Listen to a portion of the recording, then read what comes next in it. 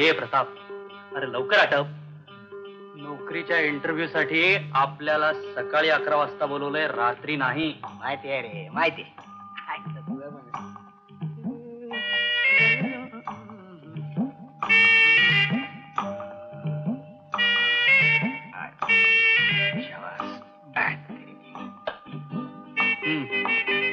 हे घे.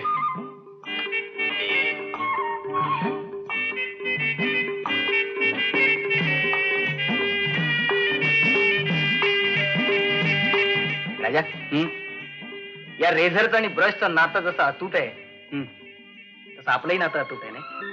अरे म्हणून तर एकच रेझर आणि ब्रश आपण इतकी वर्ष वापरतो. पण प्रताप, आपण एक काम करूया. नोकरी लागल्यानंतर एक दुसरी नवीन जोडी घेऊन येऊया. मूर्ख आहेस. अशाने आपल्या तत्वाला बाद नाही काय येणार. तत्वाला बाद? हा मग.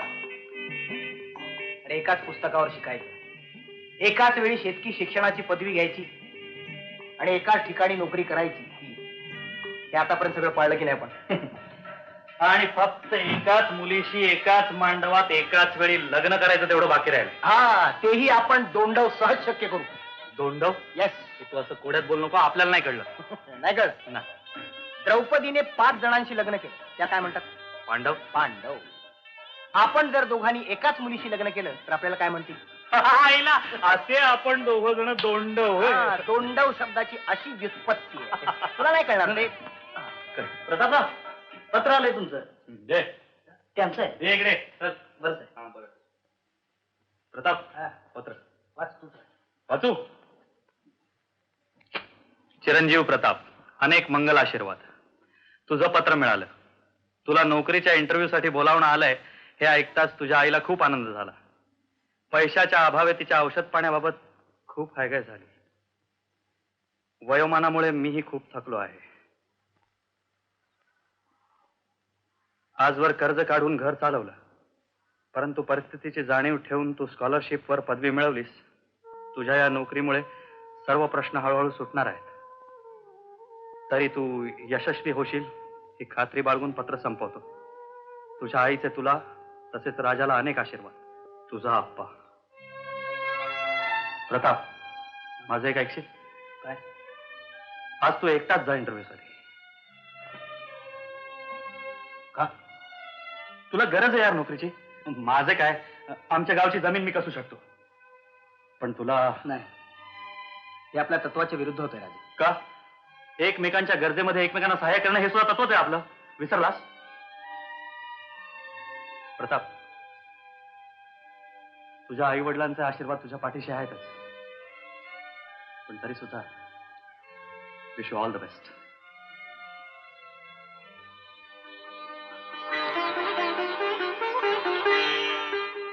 Good morning.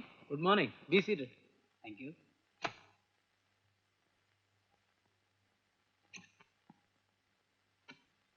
आपण व्ही प्रताप.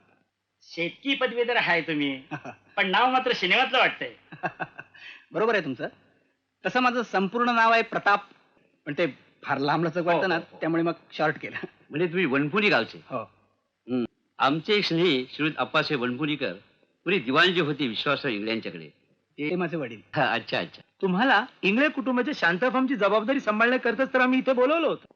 शांता कशी? म्हणजे तुम्ही शांताताईनं ओळखता? हो, बाल मैत्रीण आहे ती माझी, पण गेल्या 17 वर्षात भेटलोच नाही मी तिला. आप्पा आणि आई नेहमी आठवण काढतात तिची. आंधळा मारते एक डोळा आणि देव देते 2, असं झालंय वकील साहेब. आंधळा मारते नाही हो, आंधळा मागतो. मला काही कळलं नाही. आपलं लग्न झालंय का? नाही, आधी नोकरी आणि मगच लग्न. बराबर, एकदम बराबर. तुमचे ते शिवगड मधले कोण ते शेलार शेठ, त्याच्यासारखं बोलला तुम्ही. अहो शेलार शेठ नव्हे हो, शेलार मामा. अहो ज्याला त्याला शेठ काय लावता, गोविंद शेठ.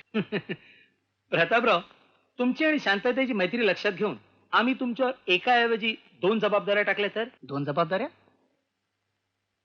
कोणत्या? एक नोकरीची आणि दुसरी शांता बरोबर लग्नाची. पण मी ते शुभ कामाला नाही नाही म्हणायचा. वकील शेठ, ते रघुनाथरावला ताबडतोब कळवून टाका की छोकरा छोकरीला बघायला येते म्हणून. काय बराबर आहे की नाही टिकरा? बरोबर आहे. अहो काय नाही म्हणजे पत्र आलंय देसाई वकिलांचं. आता काय लिहिलंय त्यात? येत्या 15 तारखेला हम्म. एक व्ही प्रताप नावाचा शेतकी पदवीधर तरुण येतोय आपल्या शांताला पाहायला. छान. म्हणजे मंडळी आता शांतासाठी नवरा मुलगा हुडकायला लागले म्हणा की. हो ना. हं. तर त्यांचा ह्यो डाव परतून लावायला मला कितीचा येळ लागणार आहे. त्या लंगड्या शांतीला बायको म्हणून कोण पसंत करणार आहे? हं. नाही पण पैशाच्या लोभानं कोणी. पसंत केलं तर तो नवरा मुलगा आपल्या सर्जात असला पाहिजे. काय म्हणतेस? 15 तारखेला तो परतात येणार आहे ना? हं. त्या शांती परी म्हणजे नुसतीच पदवी मिळवली होय शेतकेची. हो नाही म्हटलं काय घरची मिस्टेक. मिस्टेक कसं आहे, घरात काय मिस्टेक नाही आमच्या. हो इस्टेट हो इस्टेट. होय. नाही होती पण माझ्या शिक्षणासाठी विकावी लागली. या बाय काय झालं त्या शिक्षणाचा उपयोग? मी म्हणते आज जमीन असती तर ही पाळी आलीच नसती. कसली? घर जावई होण्याची. काहीतरी काय बोलताय? आत्याबाई शांताला आणले. ये शांता.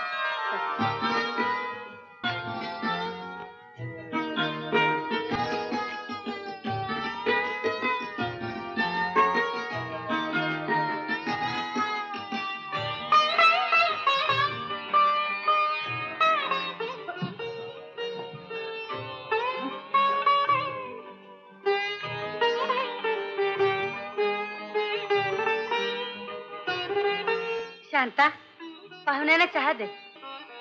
चल. हातात काय धरलास कप? दे त्याला चहा.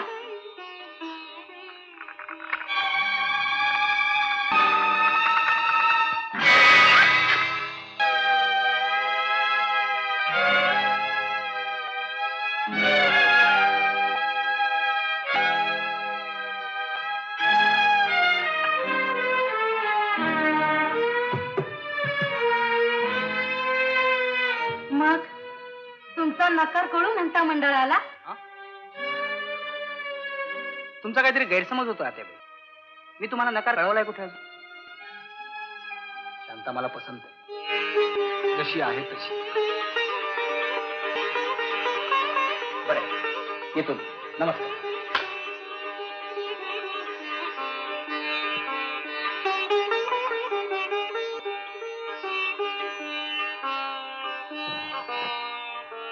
चला तयारीला लागा. मुलानं मुलगी. पण मुलीनं मुलगा कुठं पसंत केला? ताबडतोब मंडळाला कळवा की शांताला प्रताप नवरा म्हणून पसंत नाही. हो. आणि हे बघा 4 पत्र पाठवून अजून सर्जेचा पत्ते नाही. त्याला तारेने पैसे पाठवा आणि लिहा की आश्चर्य तसा निघून. मी मुद्दामच बोलवलं तुम्हाला. असं आजच सकाळी पत्र आलं शांताच्या घरून. असं तुम्ही आम्हाला तुमची पसंती कळवली. पण आजच्या पत्रात शांताचा नकार आलाय तुमच्या बाबत.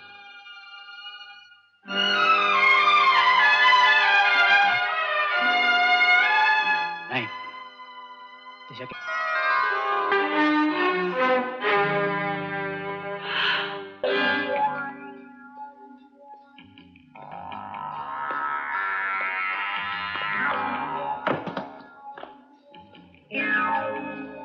मार्वलस.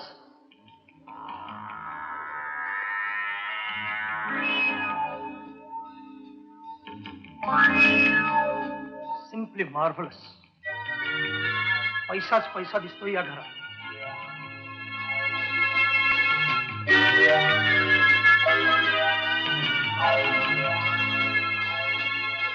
मम्मी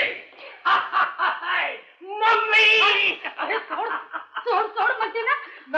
अरे माझ्या नवऱ्याने माझ्या अंगाला हात लावला नाही आणि तू तुझ्यावर पण आहेस का काय? आई मी तुझा मुलगा सर्जा.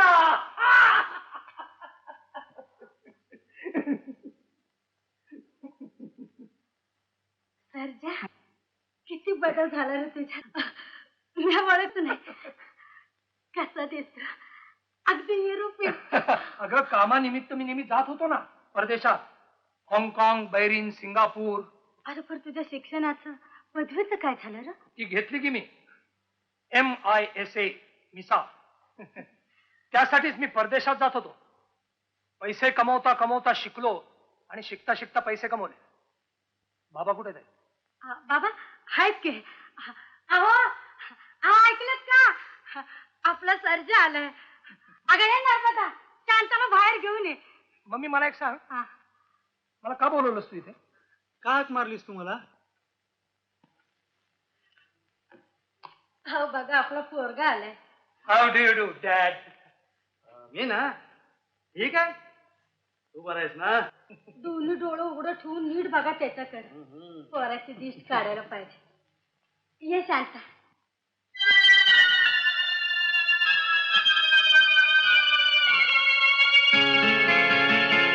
आपला सर्जा. अगं बालपणाचा मैत्र आहे तुझ्या. आता मी तुझ्या संगत खेळायला बोलवलं आहे त्याला. काय सर्जा, खेळशील ना शांता संग?